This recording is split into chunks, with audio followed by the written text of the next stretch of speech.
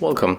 If you want to set up alarm clock in your HUAWEI MatePad T10s, at first you have to go for the tools folder, and after that you just go for the clock. Right now we have to be in the alarm, so click on the left corner, and of course we can activate one of this.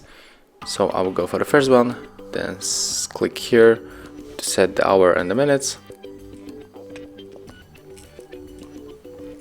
At the first we can change the hour. We can set the repeat, so let's leave it on the Monday. We can change sound.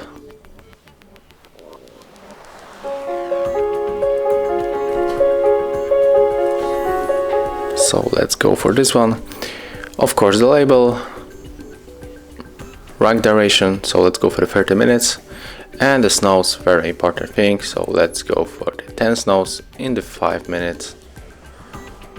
Then click on the right upper corner to confirm, and as you can see, that's how we can turn on and customize alarm in your HUAWEI MatePad T10s. Thank you guys for watching, leave thumbs ups, comments and subscribe to our channel.